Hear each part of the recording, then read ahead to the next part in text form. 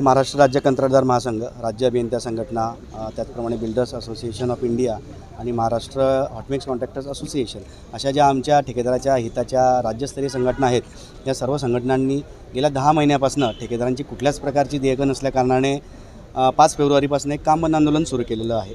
आणि त्या अनुषंगाने आम्ही 10 तारखेला त्याच्यानंतर परत 18 तारखेला अधीक्षक अभियंत्यांना आम्ही त्याबद्दल निवेदनही दिलेलं आहे.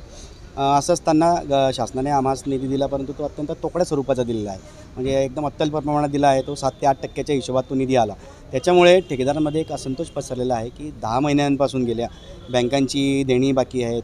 वाहनांचे ज्या आम्ही आज मशिनरी याच्याकरता आणली की निविदेच्या अटी शर्तीमध्ये असल्या कारणामुळे आम्हाला करोडो रुपयाच्या मशिनरी घ्याव्या लागतात. मग त्या मशिनरीचे हप्ते आमचे रुकलेले आहेत.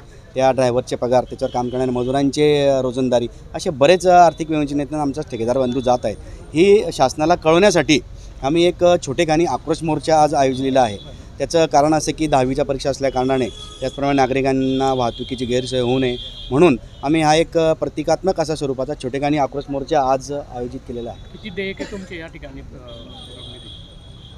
शासनाकडे आमच्या संपूर्ण बांधकाम विभागाचे जर आपण विषय केला तर 90,000 कोटींची देयकं प्रलंबित आहेत. आणि जळगाव जिल्ह्याचा जर आपण विषय केला तर 650 कोटी रुपयांची देयकं आजतागायत आमची घेणी आहेत. त्यापैकी फक्त 50 कोटी रुपये आम्हाला अदा करण्यात आलेले आहेत.